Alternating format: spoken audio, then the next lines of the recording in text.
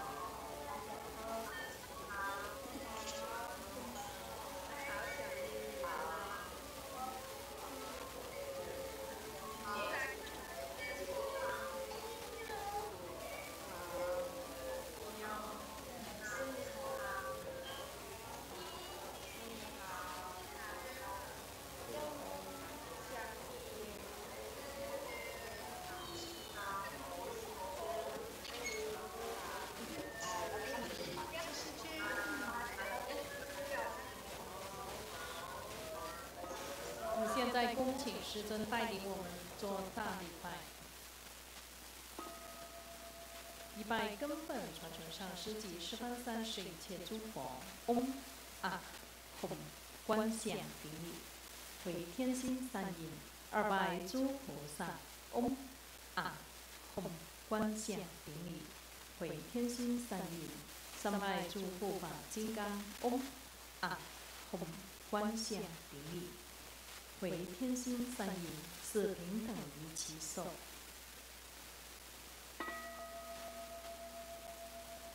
恭请法王圣尊莲生活佛升法王座。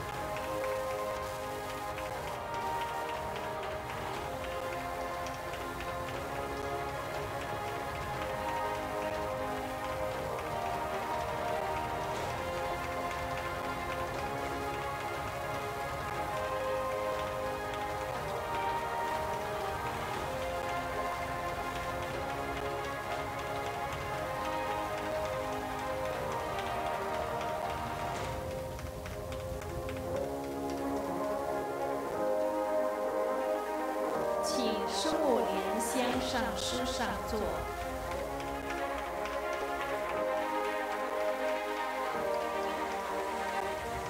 We are inviting our lineage root Guru, His Holiness Living Buddha Lian-Sheng, to please ascend to the Homa throne. And we are inviting Simu to please take the Dharma seat, inviting Rinpoche and all the Dharma masters to please take the Dharma seats. And we are inviting all of our venerables and all participants to please take the seats.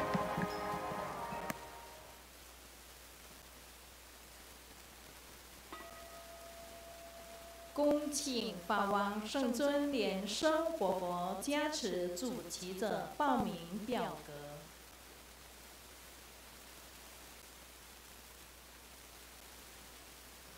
Inviting His Holiness Living Buddha Lian-Sheng to bless the prayers of the primary supplicants.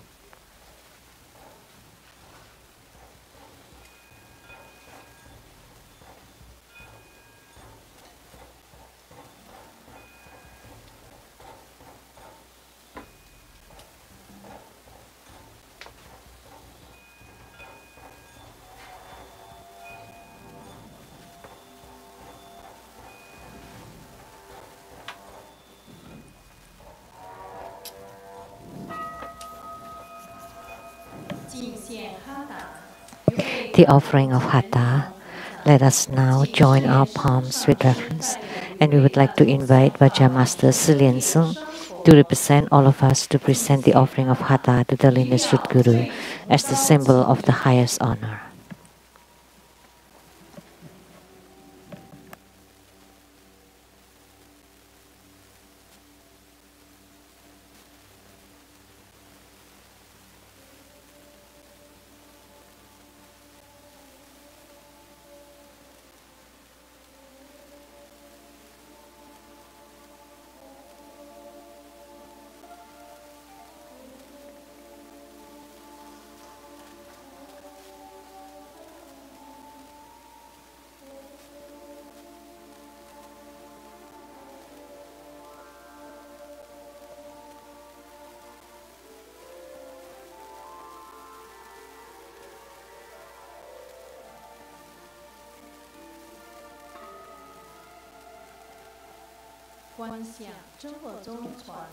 Visualize true Buddha lineage.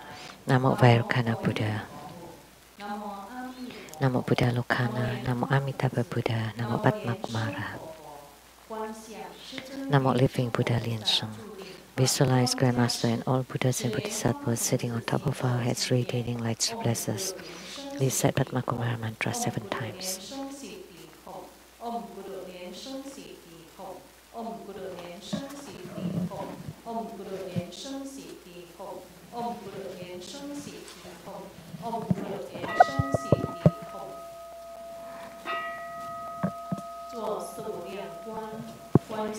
Perform the visualization of the 4 immeasurables. Visualize ancestors and relatives from the father's side on your right, from the mother's side on your left, friends and teachers behind you, enemies and karmic creditors in front of you, and all sentient beings around you, together practicing tantric dharma and ultimately attaining Buddhahood. Wake up call by clapping twice and snapping your fingers. Recite purification mantras and the Atyeti mantra.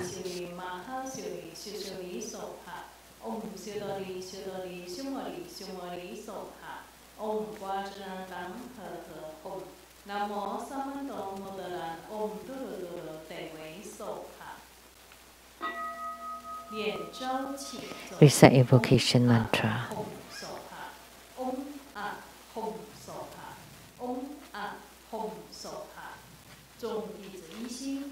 We sincerely invoke our lineage root Guru, His Holiness Living Buddha Lian-Sheng. Namo White Mahapadma Kumara. Namo Lotus Light Self-Mastery Buddha. Namo True Buddha School Lineage Gurus. We sincerely invoke the main deity of Homa. Namo Tarao dispels epidemics. We sincerely invoke the main deity of Homa. Namo Tarao dispels epidemics. We sincerely invoke the main deity of Homa. Namo Tarao dispels epidemics. Namo Golden Mother of the Primordial Jet Pond. Namo 5 Dhyani Buddhas. True Buddha School 8 primary deities. Namo Yamantaka. Namo Akalanatha. Namo 4 heavenly kings. Sma Bodhisattva. Rainbow temples, all Buddhas, Bodhisattvas, Herukas, Dhammapalas, Dakinis, and divinities. All the deities enshrined at the True Buddha Tantric Order, at the Seattle Lechang Temple, and at the South Mountain Retreat. Rainbow temples, Mountain God, Earth God, Plant God, Water God, Wind God, Heavenly Fire God, Dragon Gods, all divinities as well as city gods, to please radiate light and bless this Homa.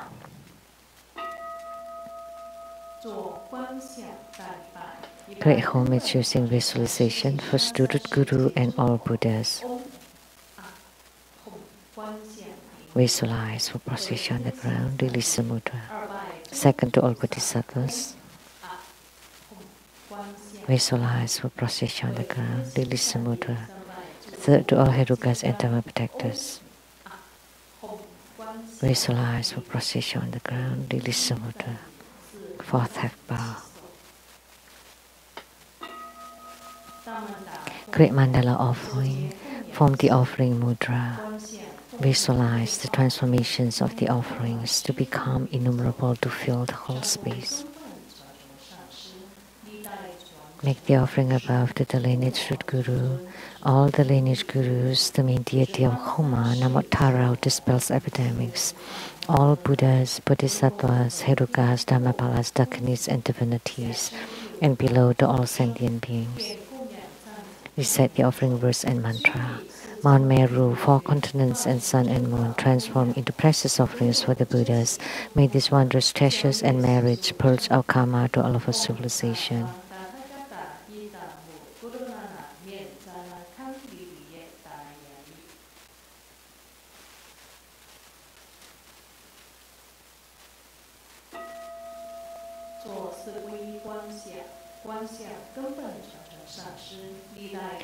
For full refuge, visualize our lineage root Guru, all the lineage Gurus, Buddha Jewel, Dhamma Jewel, and Sangha Jewel to form bright white light to empower us. Recite the mantra.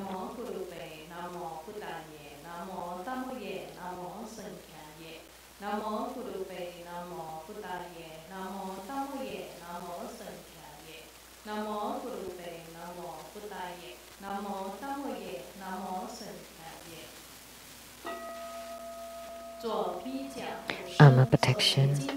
Perform Vajraklaps Mudra. Recite Vajrapani mantra 7 times.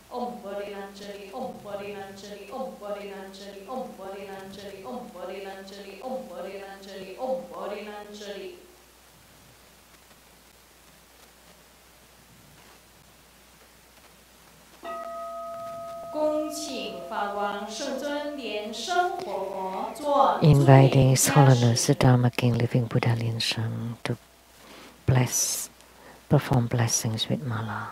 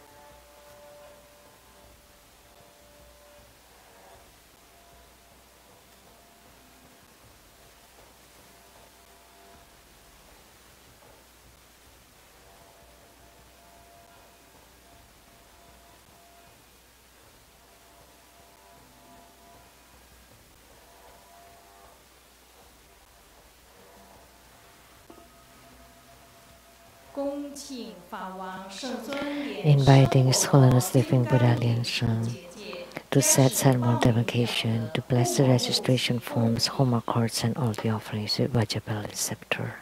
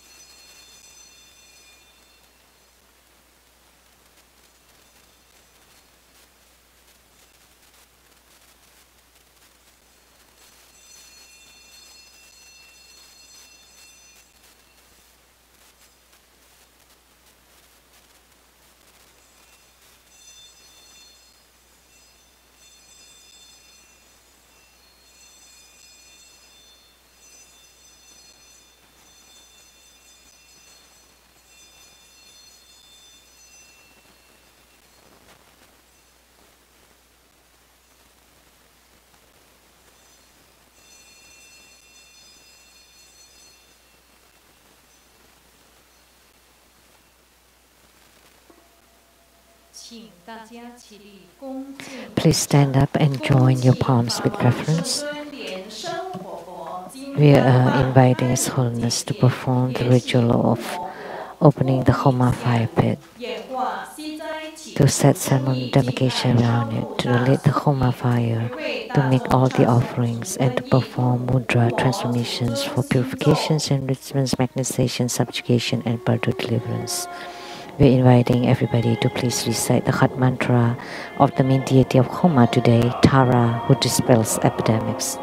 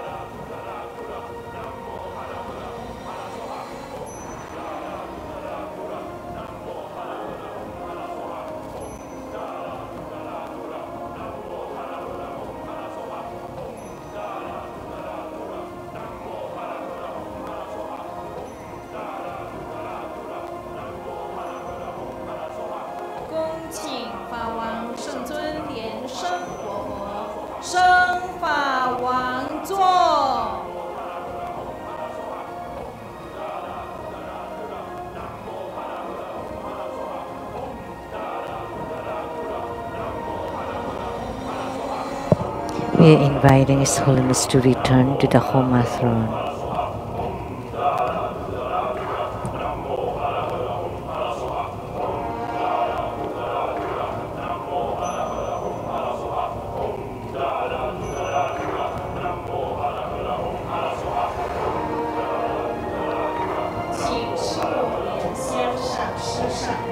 We are inviting Simu Vajramaster Lian-Sheng to please take the Dhamma seat. Inviting Rinpoche and all the Dhamma Masters to please take the seats. And all venerables and participants to please take the seats, and all viewers.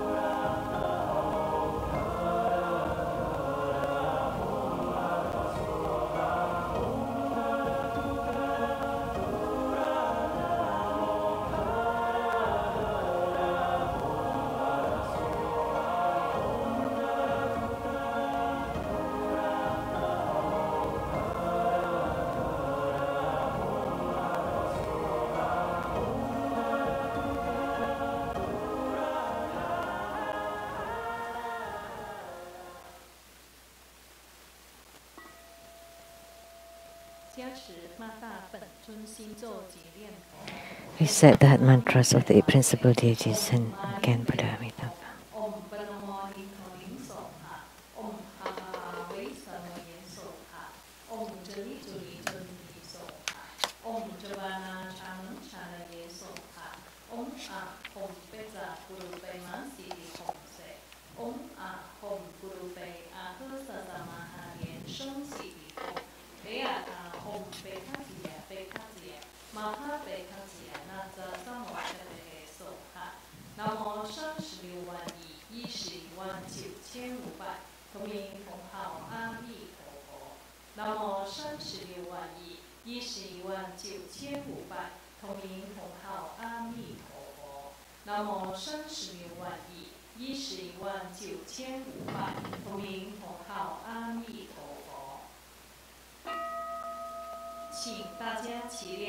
Recite the supplication to the Buddha to stay in samsara.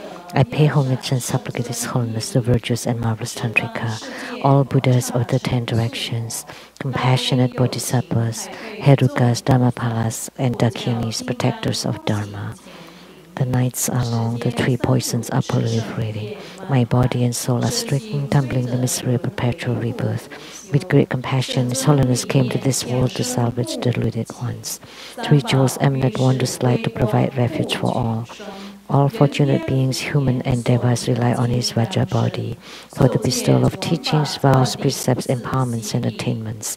We disciples of Buddha plead that you stay in the Saha world to turn the Dhamma wheel, to benefit and give happiness to multitudes of sentient beings.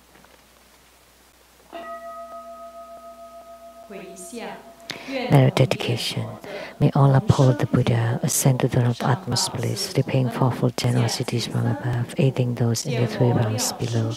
Upon seeing the Buddha, may we transcend life and death. Like the Buddha, may we liberate all.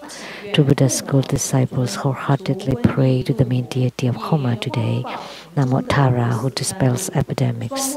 By the immortal elixir inside your vase on top of your lotus, and the boundless brilliant lights radiated from your eyes, to protect our lineage root Guru, may he stay healthy and safe, all calamities dispersed, unaffected by the epidemics, endowed with longevity and prosperity, having great bliss and self-mastery, that in this unusual time can continue to turn Dhamma wheel for sentient beings and eradicate their karma by the power of Homa.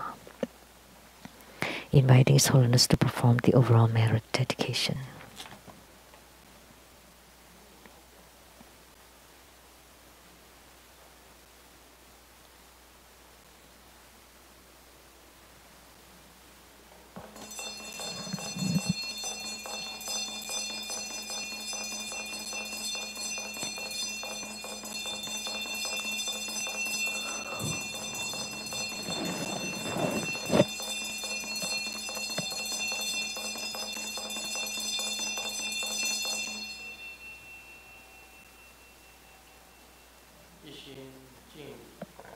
Wholeheartedly we pay homage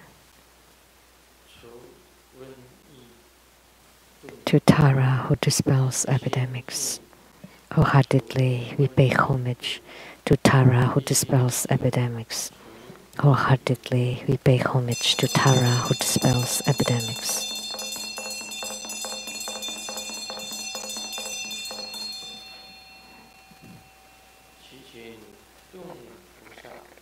We pray to Tara Bodhisattva to guide the Bardo spirits to be reborn into the pure Buddha lands. We pray to Tara Bodhisattva to bless all beings with good health, all wishes fulfilled, calamities transform into auspiciousness and strong spiritual commitment.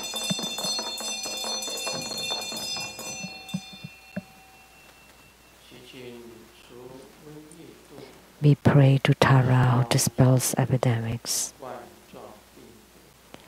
to eradicate coronavirus.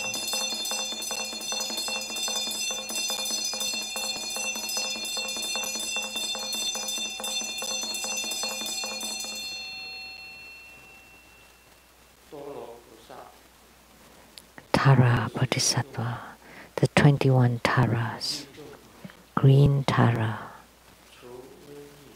Tara who dispels epidemics. We pray that you bless us so that our Tara practice can gain fruition soon, that we have siddhi to increase our resources, to enhance our wisdom, to enhance our purity and to decrease our pain, sicknesses, and disasters.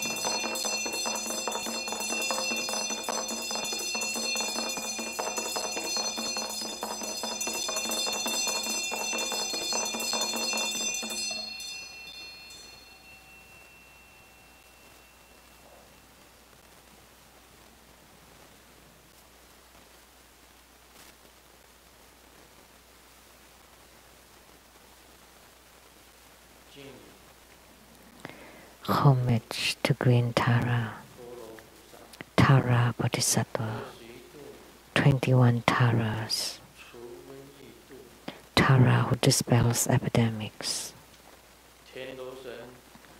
gods in heavens, gods on earth, may we be far from all calamities, may all calamities abandon us, let all disasters turn into dust. May all of our prayers be granted.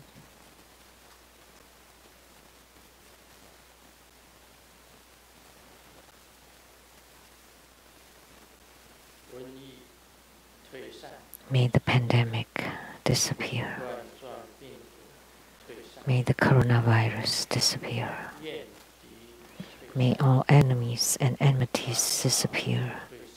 May all worries and afflictions disappear. May all bad lucks disappear.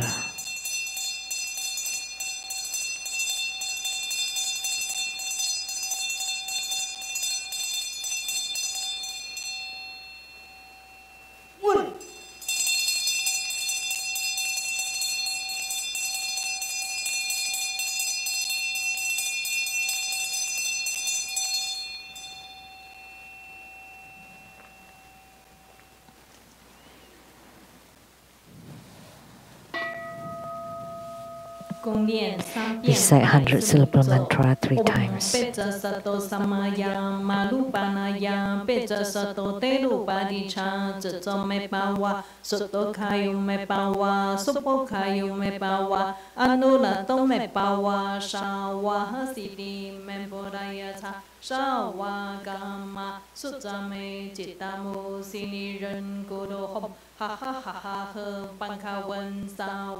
Tathagata Pejamami Mancha Pejapawa Mahasamaya Sato Ahom Pe Om Peja Sato Samaya Malupanaya Peja Sato Telupadi Cha Jajome Pawa Suto Kayume Pawa Supo Kayume Pawa Anula Tome Pawa Shawa Hasidi Memboraya Cha Shawa Gama Sutame Chitamu Sini Ren Guru Hop Ha ha ha ha ha Pankawan Sawa Tathagata Pejamami Mancha Pejapawa Mahasamaya Sato Ahom Pe Om Peja Sato Samaya Malupanaya Peja Sato Telupadi Cha Jajome Pawa Suto Kayume Pawa Supo Kayume Pawa Anula Tome Pawa Shawa Hasidi Memboraya Cha Shawa Gama Sutame Chitamu Sini Ren Guru Hop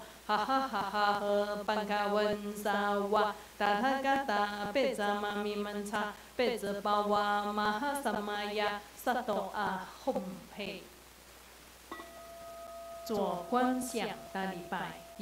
Great homage using visualization first to Root Guru and all Buddhas. Visualize for procession on the ground, release the mudra. Second to all Bodhisattvas. Visualize for prostration on the ground, release the mudra. Third to all Herukas and Dhamma protectors.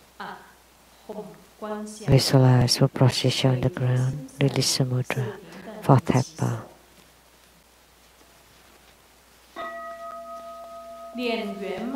Recite completion mantra. Om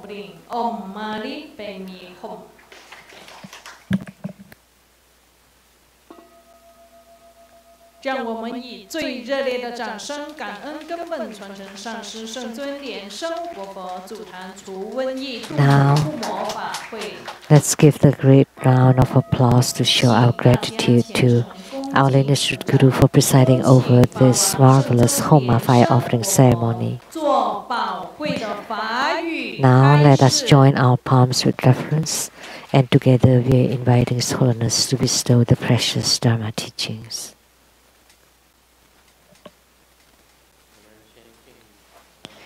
First, let's pay homage to the lineage Gurus. Homage to the Venerable Monk Liao Ming. Homage to Master Sakya Zeng Kong. Homage to His Holiness the 16th Karmapa. And homage to Master Thupten Dorji.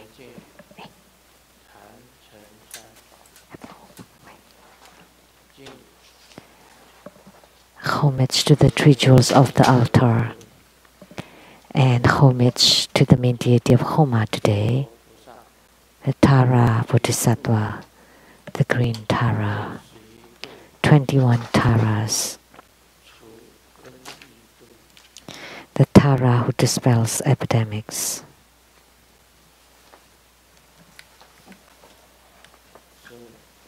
Sumu. Danzen Katsu, Toten City, all Dharma masters, Dharma educators, Dharma teachers, Dharma lecturers, Dharma assistants, directors of temples, and all disciples present here and over the internet. Good afternoon, how do you do?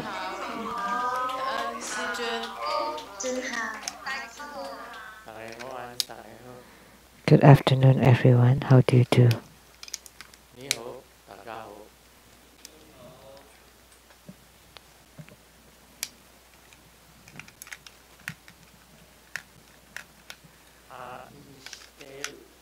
Ishiteru.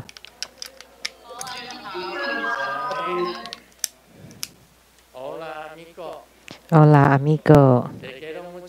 Te quiero mucho. Sugoi. Ichiban. Kimochi ii. Chumi. Yapi. Bling bling. Konnichiwa.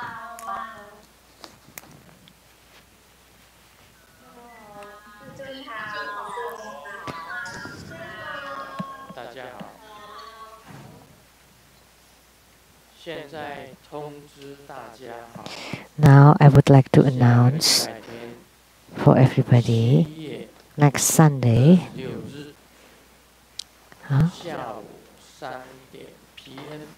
July 26, Sunday, 3 p.m. It'll be the White Robe Master, the Mani Jewel, wish-fulfilling Mani Jewel, Avalokitesvara Bodhisattva. Next Sunday, 3 p.m., July 26.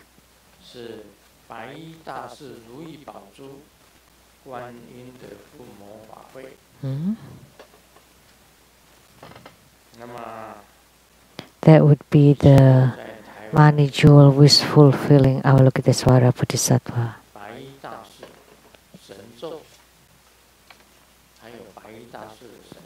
There is the divine mantra of this White Robe Master.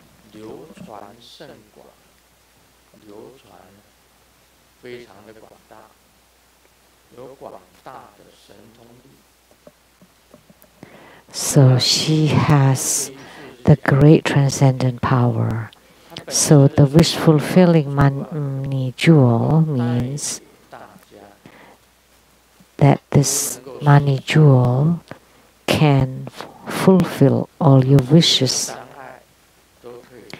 and all hindrances can be overcome.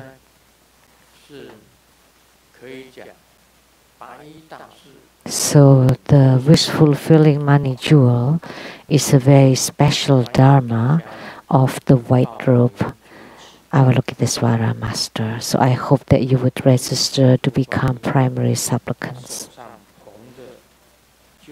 The wish-fulfilling money jewel. And so he's holding that money jewel in his hand.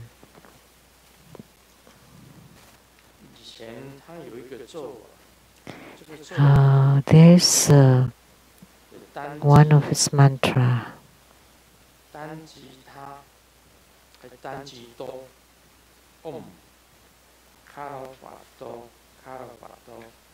The mantra.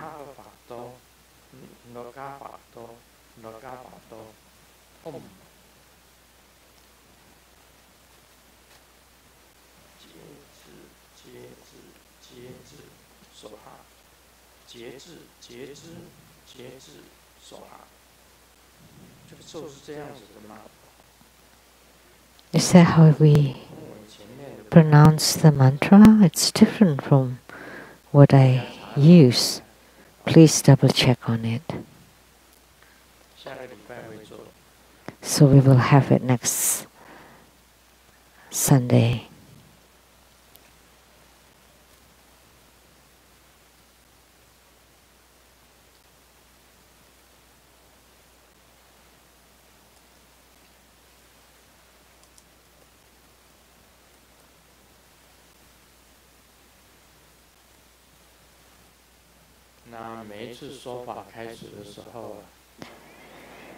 Every time at the beginning of the Dharma teaching,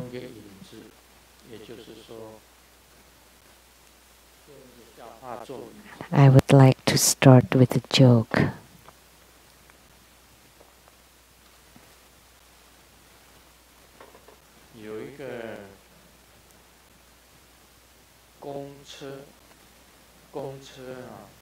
There is a bus driver who ate something disagreeable. So when he was driving, he wanted to keep farting, but there's so many people in the bus.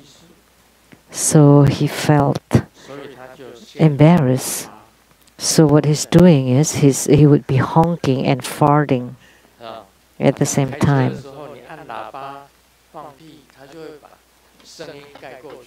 So nobody can hear the sound.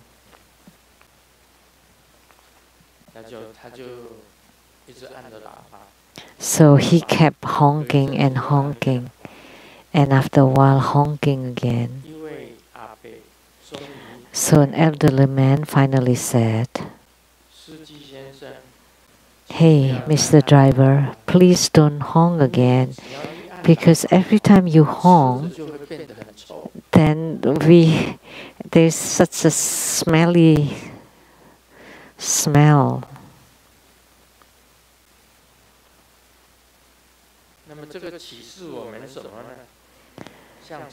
So, what is this telling us?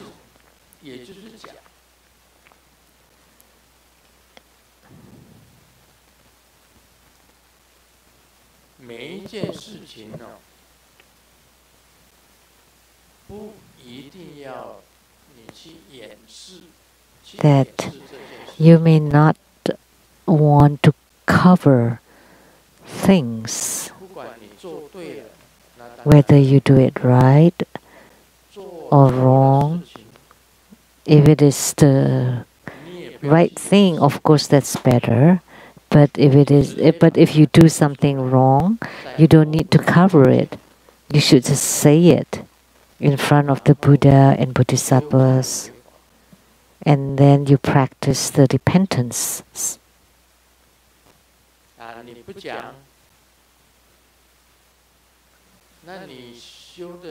But if you don't say, so if you make a mistake, you should tell to the Buddhas and Bodhisattvas, and then do the repentance practices, and then not to repeat your mistakes, then that's good enough. So as a spiritual cultivator, when you make a mistakes and then you deny and then you try to conceal it with other things, then that would be wrong. So like if you lie,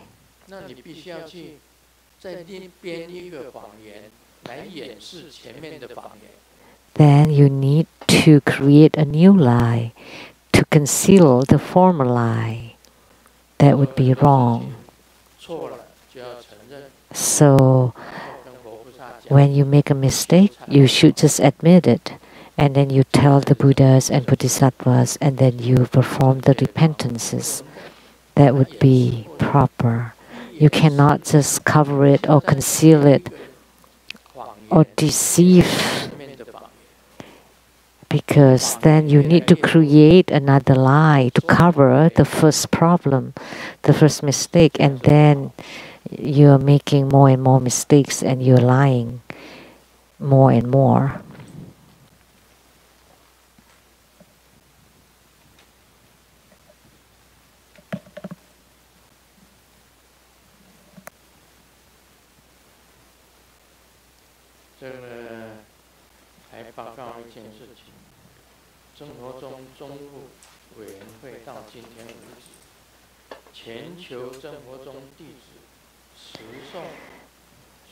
There's an announcement that True Buddha Foundation, that the mantra that all True Buddha school disciples have recited,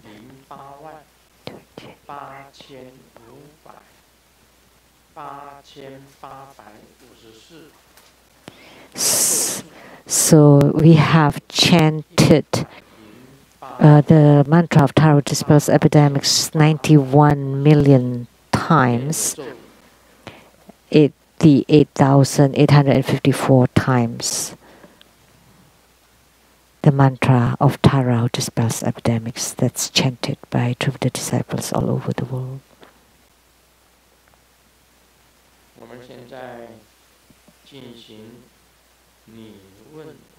Now we will continue on the question and answer.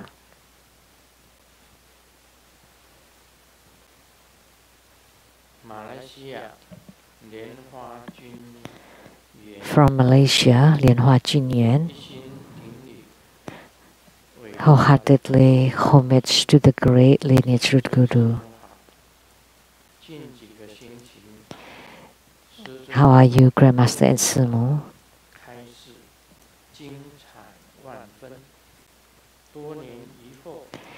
The question and answer this past few weeks has been extremely inspiring. Many questions that we have been having for years were answered, and we hope it will continue. In Guru Padmasambhava's work, The Path of Liberation through Direct Visualization of the Immaculate Awareness, there are a few areas that I do not understand. Can you please kindly explain?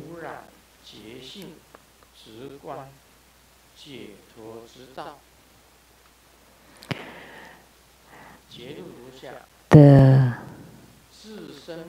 path of liberation through direct visualization of the Immaculate Awareness. The excerpt. The self-born Rigpa, or awareness of the origin, even if it can generate external phenomena orderly, to become crystal clear, transparent, and myriad orderly phenomena, this is the Dharma nature and also the true phenomena. Due to its lucidity, it is viewed as the sky. However, the sky is only an analogy, and it does not represent the nature of the mind in its totality.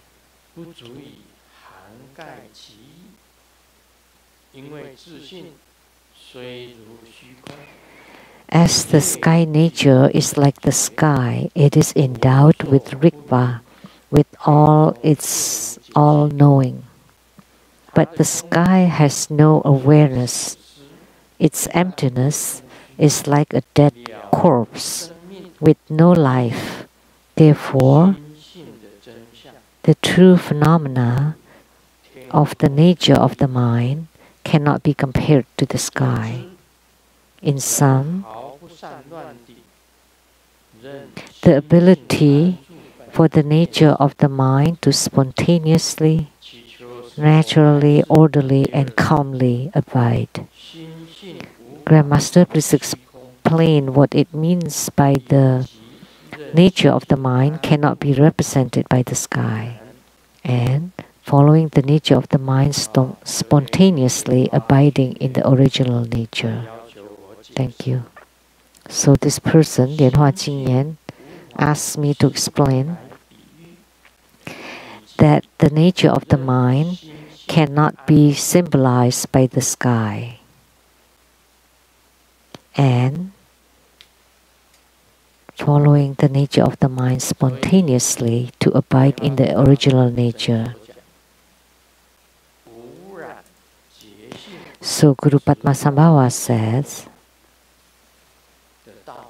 the path of liberation through direct visualization of the Immaculate Awareness.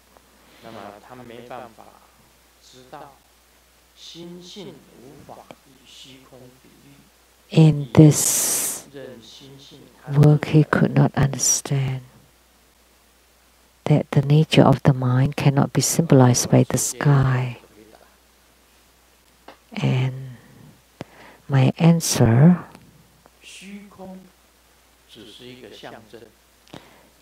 that the sky is just a symbol. The sky is just a symbol.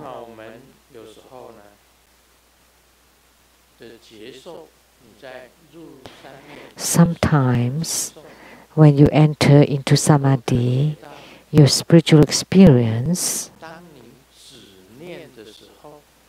when your thoughts stop,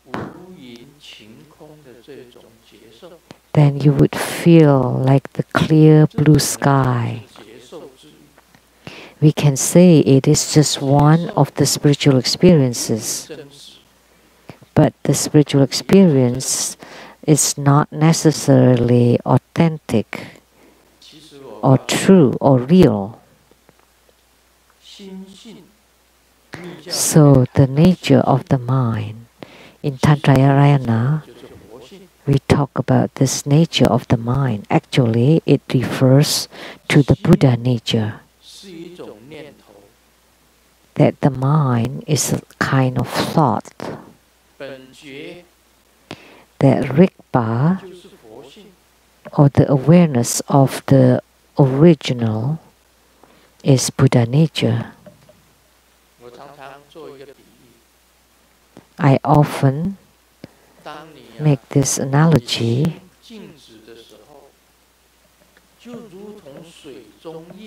When your mind is quiescent, then it is like the moon on the water. When the mind is completely quiescent, it would be like the moon on water. You would be able to see the moon on the water. But the moon is not real. But you can truly see there is a moon on the water. However, the moon is not real. So therefore, when you meditate, you have the sensation of clear blue sky. Even that is not real.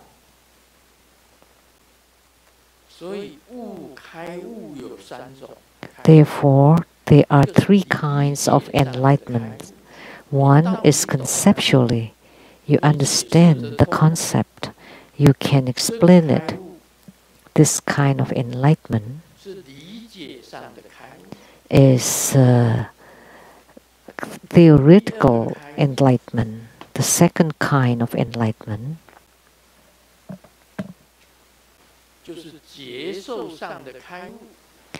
is the enlightenment of the experience or sensation.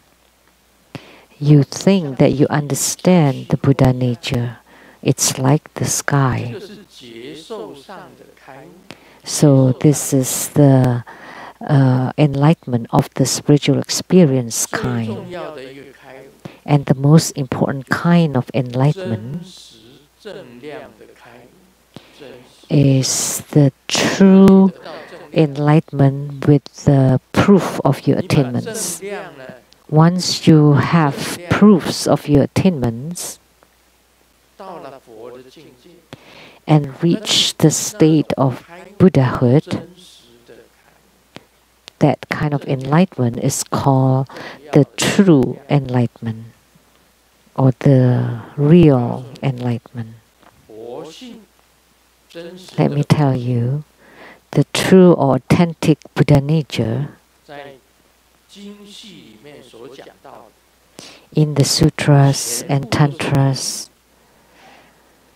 whatever mentioned there are just analogies, because it is impossible to use words and languages to talk about Buddha nature.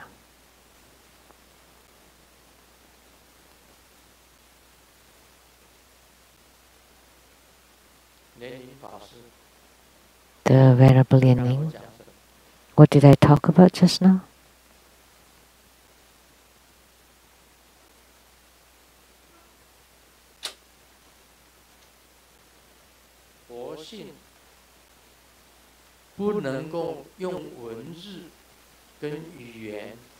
That the Buddha nature cannot be expressed through words and languages. Please return to your seat.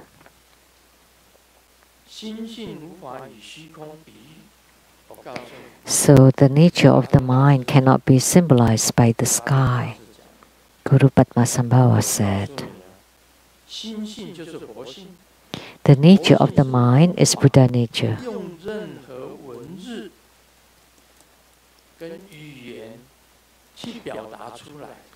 That the nature of the mind cannot be expressed using words or languages.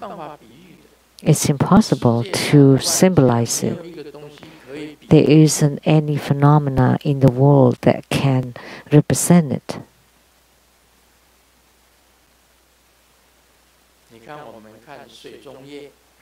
So look at the moon on water.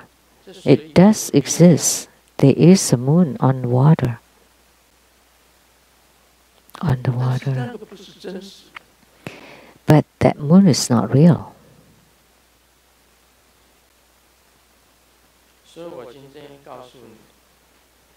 So today, I'm telling you that the Buddha nature cannot be represented by the sky, and Buddha nature cannot be expressed using words or languages.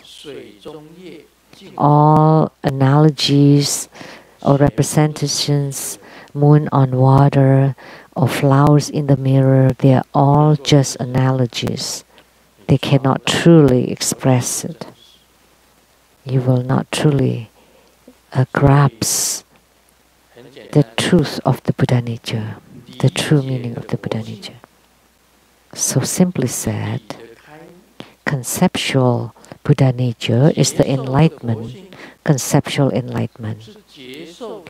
The Buddha nature of the spiritual experiences is due to the enlightenment of this through spiritual experiences, but the enlightenment through proofs of attainments is rather real. That's all I can say. That's the meaning of the first phrase.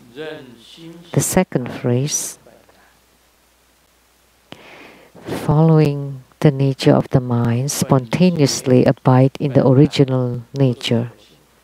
So Rigpa, or the original nature, or awareness of the origin, they are all the same Buddha nature. So Rigpa and original nature are all Buddha nature, the same as Buddha nature. It's just a matter of choice of words. So to let the Buddha nature, to abide in the Buddha nature.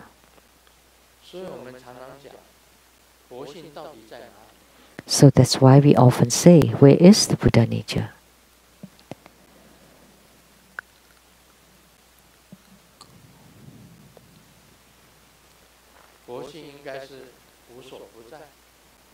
The Buddha nature is omnipresent. It's present everywhere. Everywhere. If you can just go with the flow, naturally following the nature, if you can settle the mind and abide it where? Let's make an analogy. Just abide it in the cosmic space, in the emptiness, or in the sky. It's just an analogy.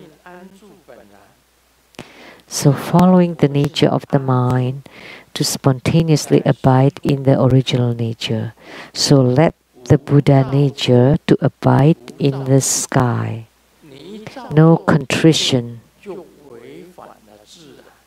Once you contrive, then you go against nature.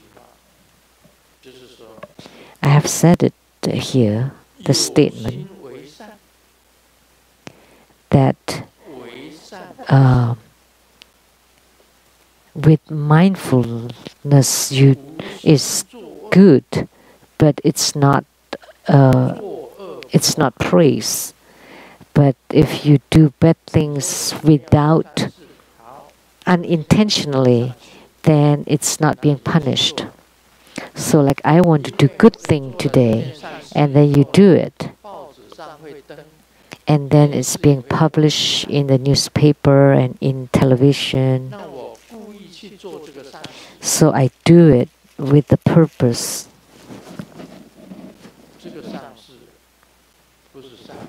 Then this good deed is not considered a good deed.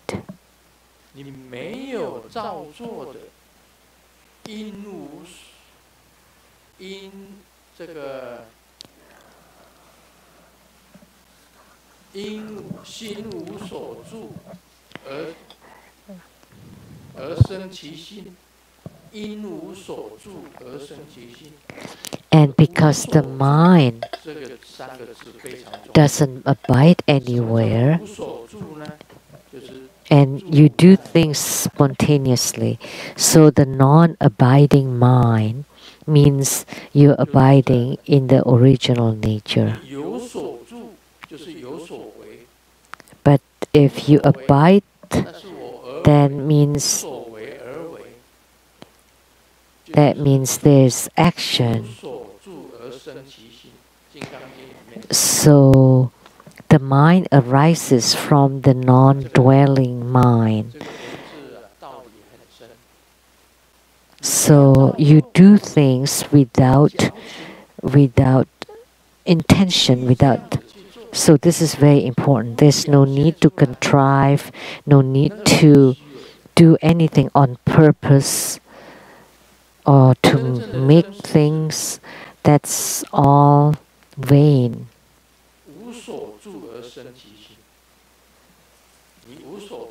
But the truth is that you do things without anything in the mind. So even when you do good deeds, it's not for a specific purpose or reasons or action. So when you are non-dwelling, you let the nature of the mind to abide in the original nature. So if you say, oh, I want to let my nature of the mind to abide in the original nature, then that's fake. That's faking it. But what is the true nature of the mind that spontaneously abide in the original nature? When you cross your legs and you feel uptight, then you relax. When you're too relaxed, then you tighten it a little bit.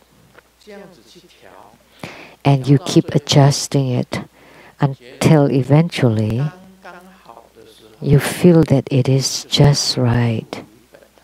Then that's abiding in the original nature. If it's too tight, it's impossible for you to enter into samadhi. If it is too relaxed or too loose, then you would fall asleep. But when you're just right between tightness and looseness, then you're abiding. Then that is called abiding in the original nature. When it is just right, that would be called abiding in the original nature. When it's too tight, when you close your eyes and the eyeballs looking down, and then you relax your body and mind, and then you relax. But when you're too loose, then your eyeballs look up. That's tightening up. This is the key formula in meditation. If you're almost falling asleep, then your eyeballs should look up inside your eyelid. That would make you awake. Don't contrive, don't fake it, don't make it. Oh, now I want to meditate and I want to enter into samadhi, or I want this, I want that. That's all contrition.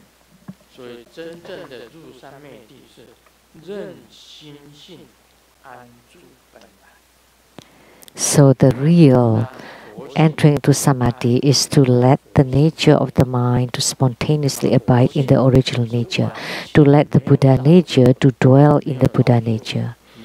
And the Buddha nature has no contrition whatsoever, no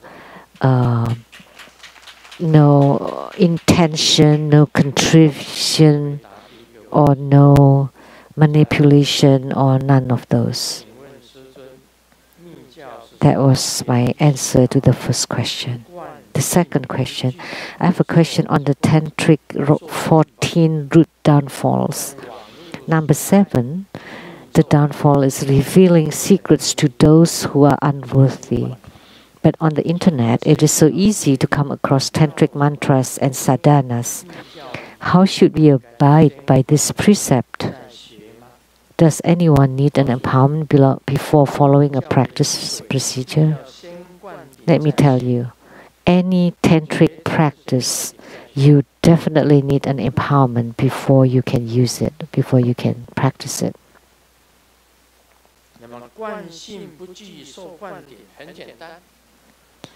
And about revealing secrets to those who are unworthy, it's very easy.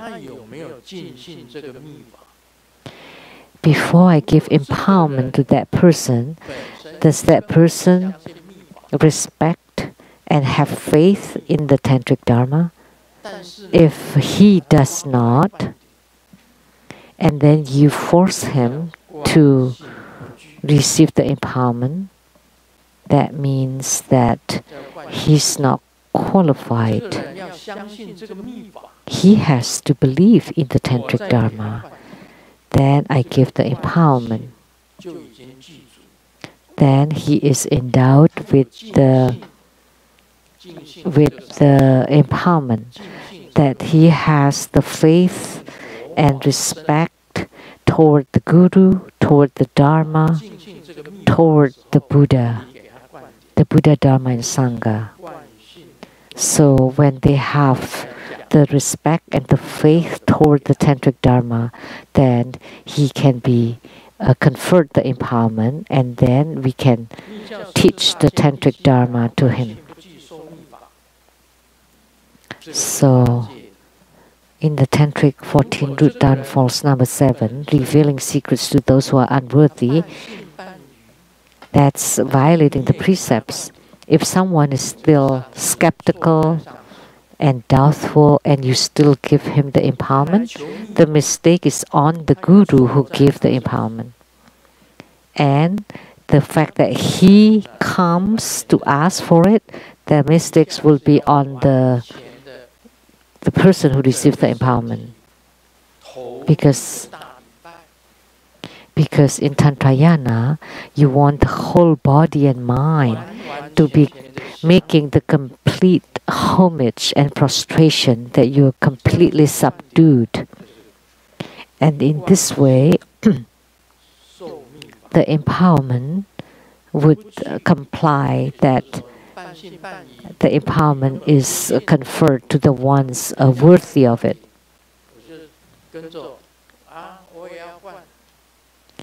But if someone is doubtful or have belief, have doubt, the process or the Dharma, oh, everybody's going through the empowerment, well, I'll go too, and then afterwards you discard it, then that would be violating the precept.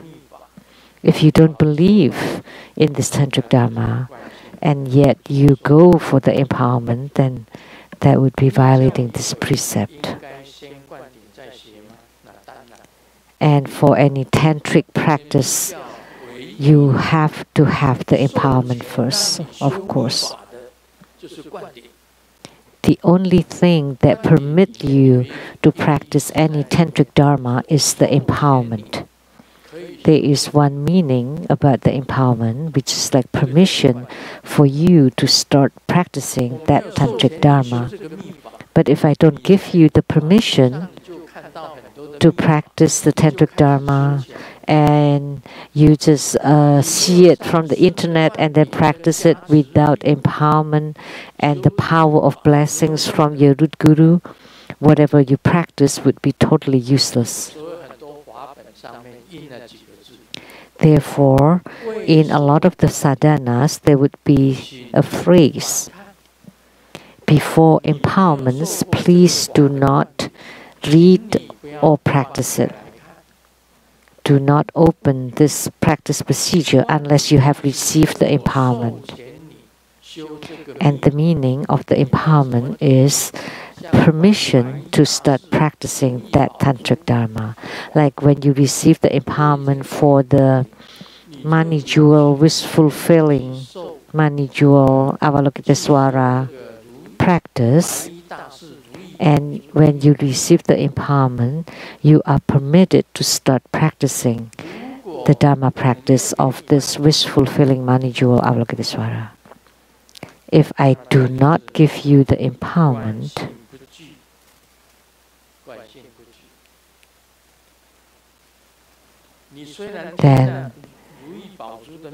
then you're not endowed with the empowerment.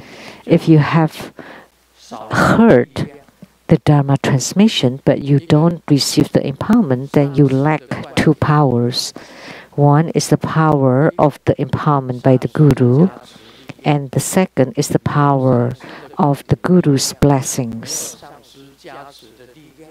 Without the power of the Guru's empowerment or the power of the Guru's blessing, you cannot practice that Tantric Dharma. You do not have the permission. Even when you have the practice procedure, it's useless. So it's the internet era. It's so easy to come across tantric mantras and sadhanas. It's everywhere.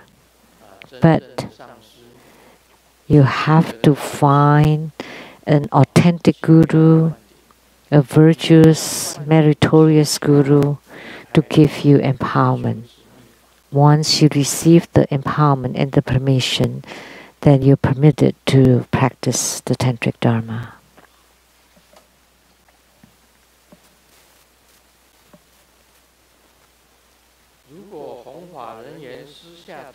If a Dharma propagator has supposedly received an empowerment and Dharma transmission for a particular deity, but Grandmaster has not transmitted it publicly, is the Dharma propagator allowed to perform ceremony and Dharma transmission of that deity?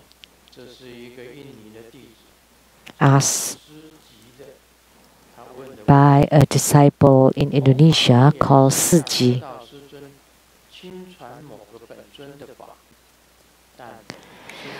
If a Dharma propagator has supposedly received an empowerment and Dharma transmission for a particular deity, but Grandmaster has not transmitted it publicly, Is the Dharma propagator allowed to perform ceremony? And is his or her Dharma transmission of that deity would be lawful or acceptable?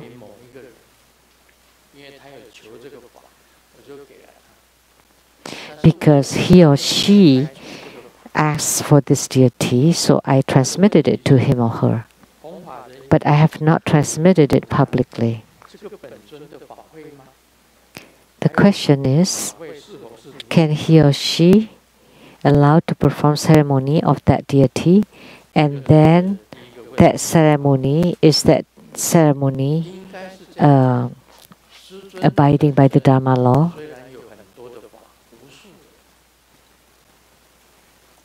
Although Grandmaster has so many Dharma practices, because Grandmaster has gained spiritual responses with Tantric Dharma, and once you have spiritual response with one Dharma, then you would have it with all Tantric Dharma. Naturally, you would have lots of Tantric Dharma with you. And someone comes to ask for a very special Dharma, and Grandmaster gives the empowerment.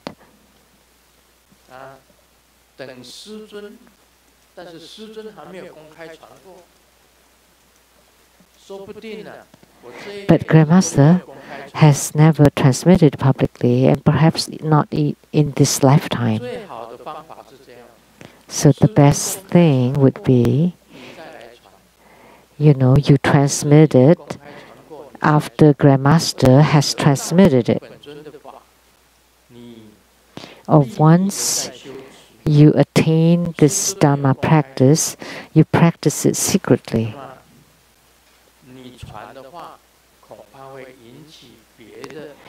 Because if Grandmaster has not transmitted it publicly, and yet you transmit it publicly, then you may be criticized by other people or other masters.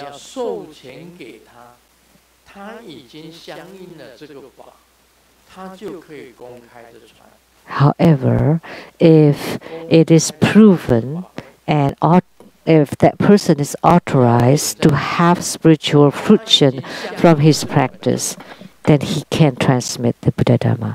So the key point here is that he or she has gained spiritual union with that deity. But if you receive the Dharma, the transmission of the Dharma, but you have not attained the yogic union with this deity or Dharma, then you conduct ceremony of that deity, you're violating the precept. Or if you're transmitting the Dharma, you're also violating the precept. But you have to be confirmed that you have gained spiritual response, or you have attained yogic union with this deity or Dharma practice, then you can conduct the ceremony. Because when I privately confer an empowerment upon you, and Grandmaster cannot publicly transmit this Dharma practice, and one day Grandmaster passes away, then of course you can conduct the ceremony and transmit the Dharma.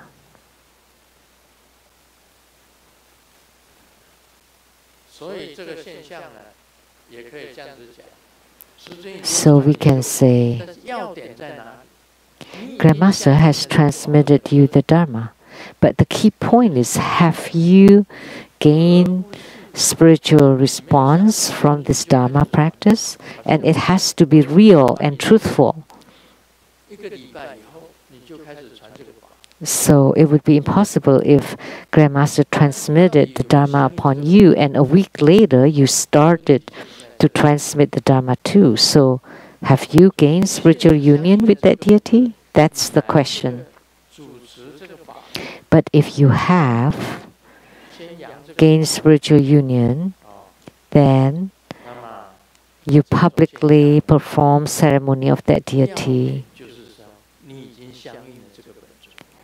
The key is it is allowed if you have gained spiritual union with that deity. If you have not gained some spiritual union with this deity, then the ceremony does not comply with the Dharma law. Then you should not perform ceremonies of that deity. So it is extremely difficult to be a Dharma master, to be a guru. So think about it. Mull it over on your own. Second, when our lineage guru has not publicly transmitted or taught certain Taoist practices, can a Dharma propagator be allowed to do it at spiritual centers? For example, like the practice to resolve animosity, setting up a spirit tablet, talisman, and other Taoist practices. And when he or she is teaching other true Buddha disciples the stuffs that Grandmaster has not taught before, is that allowed? This question is the same as the first question. So for Taoist practices, if you truly able to invoke that deity, say the great emperor of the eastern area, like Taoist practice to resolve animosity, setting up a spirit tablet, talisman. If this Dharma propagator can truly invoke the Tongyi Dati, the great emperor of the eastern area, then that is lawful. So, but before you draw the Fu and you're trying to invoke the great emperor of the eastern mountain and you are failing and you continue to do this, it would be easy for this person to be severely sick and to have really bad luck that the Tongyi Dati, because the great emperor of the eastern mountain is the most upright and righteous God in Taoism, even more so than Si Tie Yen Wang. His position is truly high. So if you can truly invoke to the great emperor of the eastern mountain, Tongyi Dati, to truly come to do the practice to resolve animosity, then it's okay. But if you cannot, be sure to invoke the deity, then that's a scam. It's a fraud. It's faking it. Then you'll be dead. Then you would definitely suffer greatly and be really sick and huge catastrophe. Therefore, when Grandmaster is conducting or presiding over this Homa of Tara who dispels epidemics, Tara descended upon my body, and I did have this sensation and spiritual experience that Tara who dispels epidemic did come to the altar in order that I dared to do it. If the deity had not descended, I would not dare to perform it or to do it. So the key point is, if the Dharma propagator can truly invoke the deity, Tongyi Dati, to set up the spirit tablet, do the talisman, etc., then it is allowed, it is compliant to the Dharma law. But if you cannot truly invoke the deity, then you would suffer from great calamities. Because of all the gods in Taoism, that the Tongyi Dadi, the great emperor of the Eastern Mountain, is the most upright and righteous God. So you cannot lie to him or fake it with him. Then if you do, then you would die for sure. It's very severe. So now I explain it very clearly. What is Dharma compliance and non-Dharma compliance? It may be okay to cheat or to trick bodhisattvas, because bodhisattvas are very compassionate, always benefit other people. You can trick the bodhisattva to get some money. It's okay. So you perform a ceremony of a bodhisattva. You don't know if the bodhisattva come or not. You don't feel anything, and you just follow the procedure. Then it's still okay if the procedure is complete and correct. The bodhisattva will not punish you. But if it's for Tongyi Dadi, the great emperor of the Eastern Mountain, then he's very strict. Then you would be dead. He is in charge of the Yama kings, of the 10 halls. So you're looking for death.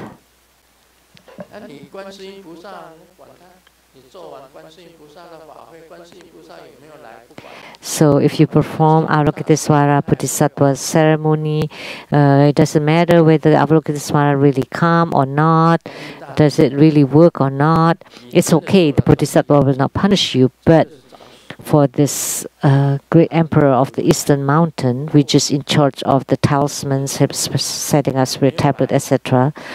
And if you have no ability to truly invoke him, then you are taking great risk. Then you are not complying with the law. Then, of course, as I said, then you would be really sick and you would suffer greatly. Catastrophes would come and you may die soon. That you're courting death. Just go home. And moreover, it'll be even worse. You'll definitely fall into hell. So it is better if you just comply with the law, with the Dharma law. Even just to earn a little money. Money is no use. You know, when you die, you cannot bring it with you. So it's just something for you to use temporarily. The same thing with what you eat. And where you sleep is just that bed, just one bed. And the food that you eat is just those. What else can you enjoy? And what you wear is just this, the Lama outfit. At most, it's this dragon robe on top of it. And you can't even wear suits. You cannot buy Giorgio Armani.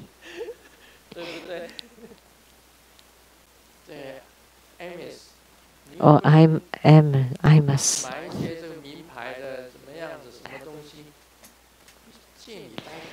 So, and you can't even buy designer brands things. These are all just temporarily loaned to you. In a short while, I will have a nice car, but not for long either. I just want to have a little fun in my old age, so that I have just a little bit of fun in my old age. Someone wants to offer me a nice car. Since I'm already at this age, I might as well just drive it, just to feel happy. even just for the time being. It's a good thing. Not very long. In the future, the houses would belong for other people, the cars belong to other people. Everything is gone.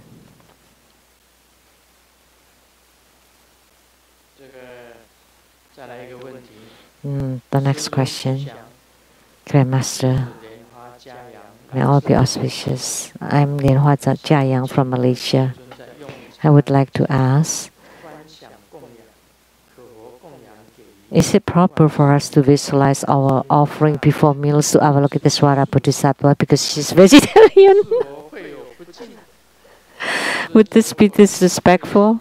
Because Grandmaster said that we offer whatever we like to the Buddhas and Bodhisattvas.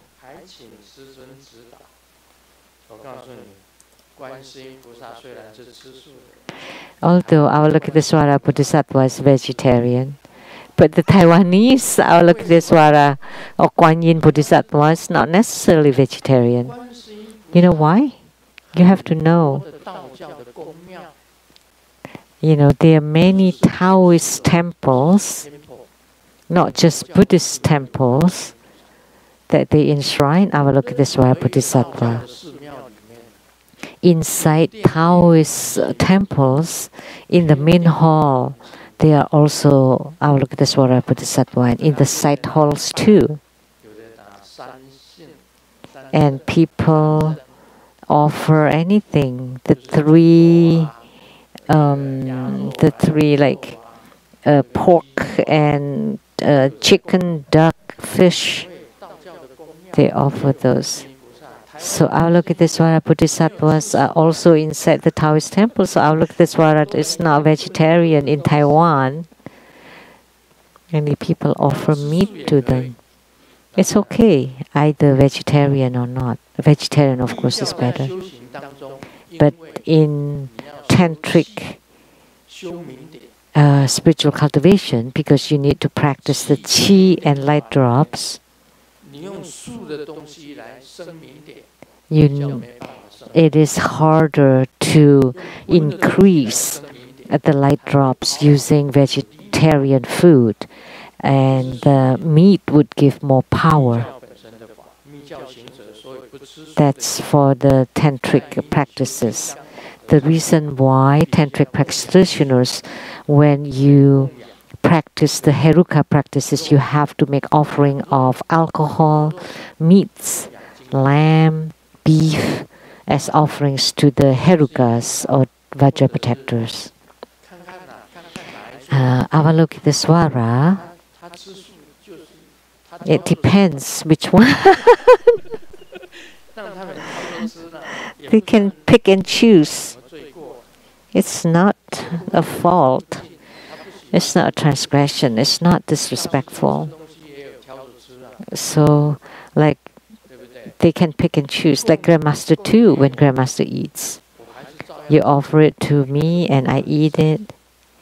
But they may be, I only eat things that's not obstructing my body. So you offer what you like to the Buddhas and Bodhisattvas. Once you have respect in your heart and in your mind, that's good enough. If you're respectful in your mind, then you can offer anything. It doesn't have to be food. You can offer diamonds, you can offer gold, all the precious gems. You can offer new clothes that you just bought, all the food, clothing, houses, cars, everything you can offer. Anything that you like, you can offer. When the Rolls Royce come, I would offer that Rolls Royce to the Buddhas and Bodhisattvas. It doesn't mean that the Buddhas and Bodhisattvas have to drive Rolls Royce. They can drive the cloud cars because they can travel divinely. But it's all in your heart. I just want to offer whatever you like. And that's respect. Once you have a respectful mind, then that's not a fault. But if you don't have respect in your mind or in your heart, and you just offer casually, then that would be a fault. Now you understand?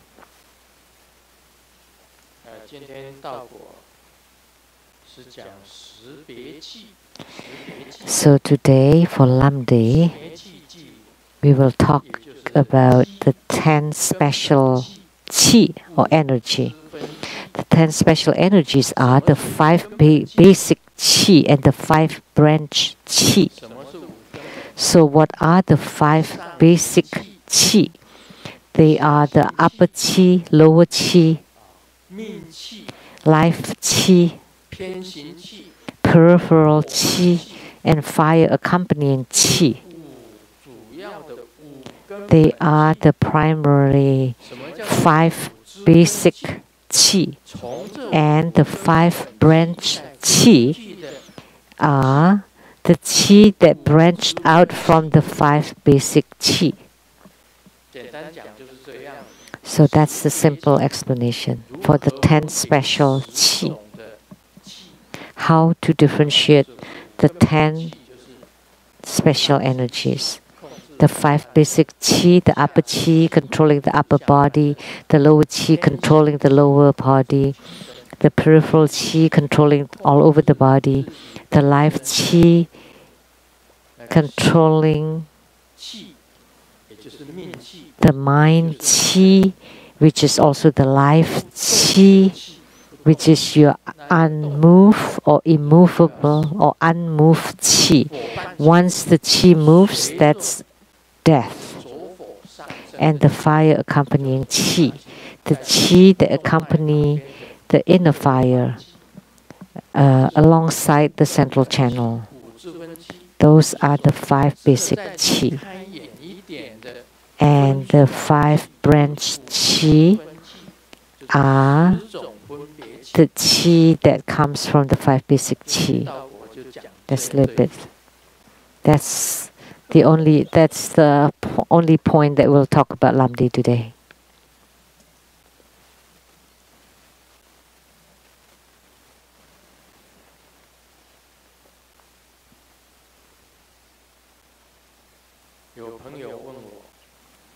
A friend asked me, how do you maintain your figure? And I replied that, well, every day I would maintain to do sit-ups, but in Chinese it's like lying down and sitting up. So at night I would lie down, and in the morning I would sit up.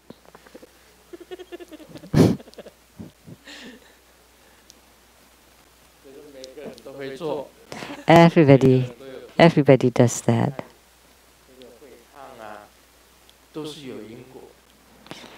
There is cause and effect about body weight.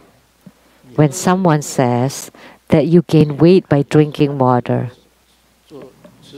that's a lie. There's cause and effect in being fat. Some people said that I gain weight just by breathing air because everybody in my family is fat. How could it be? I see you snacking. Master Hui Jun. He was really on a diet.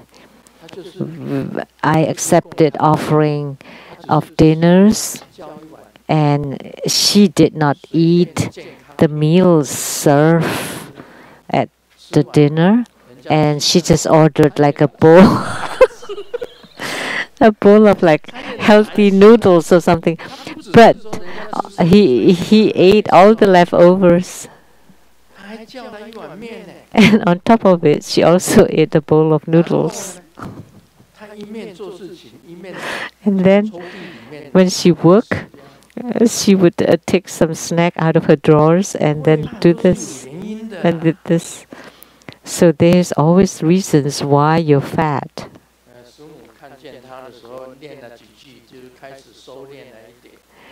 And when Simu saw her, Simu would nag on her, so it's a little bit better. Otherwise, it may have been even worse.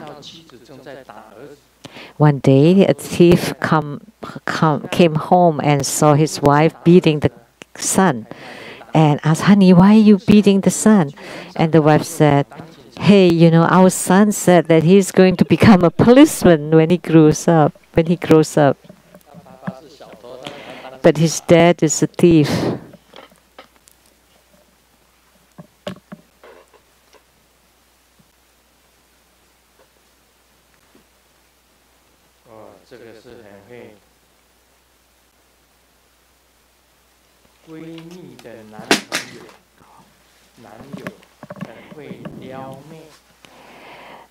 My best friend's boyfriend is really glib, very good talker.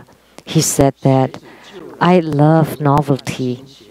When my shoes become old, I would change into new shoes. The clothes, I would change into new clothes. And the cell phones too, I would change into new one. And then when you become old, then I would change you into my bride. So he really talks very well.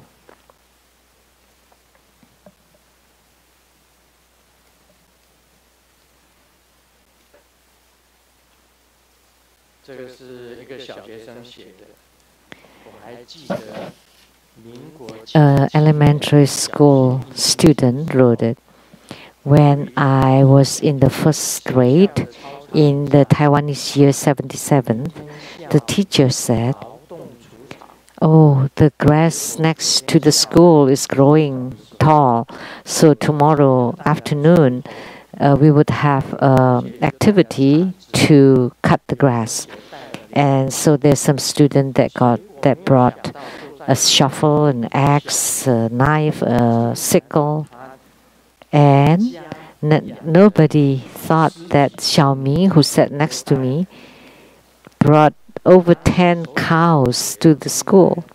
So everybody was at loss of words.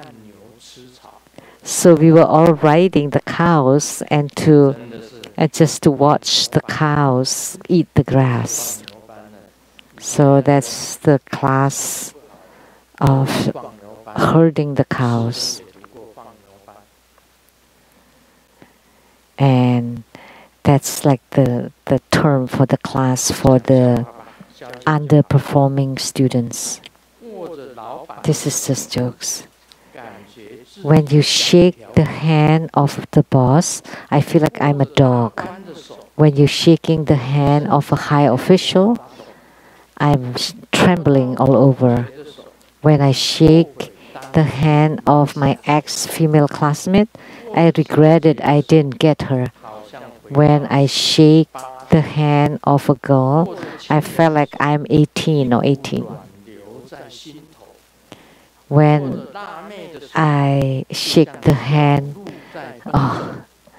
of a hot girl, I felt like the deer was jumping all over. When I shake the hand of my wife, it's like the right hand holding the left hand. There is no feeling whatsoever. When I shake the hand of my wife's sister, I felt that I married the wrong one. When I shake my mother-in-law's hand, I felt that the inheritance almost here. It's just like a rhyming thing. Not so bad.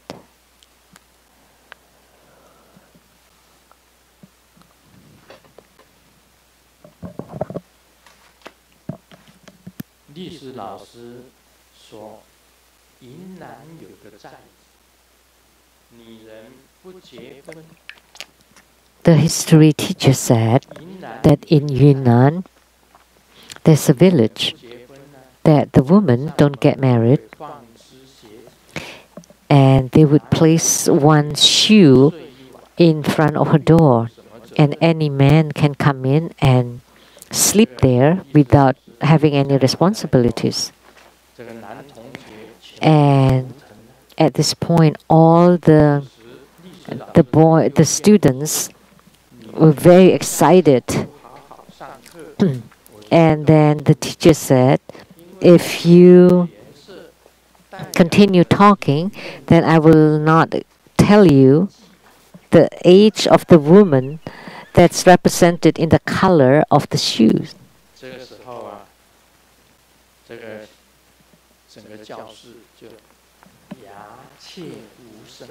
So at this point, the classroom became very silent.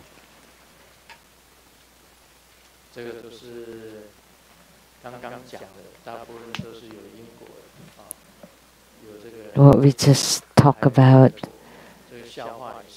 their cause and effect. The same thing with the jokes. That's all for today on Mani Beni Home.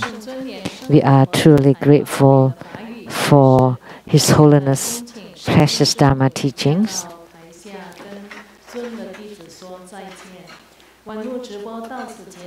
Thank you very much. This ends the English interpretation today. Thank you very much.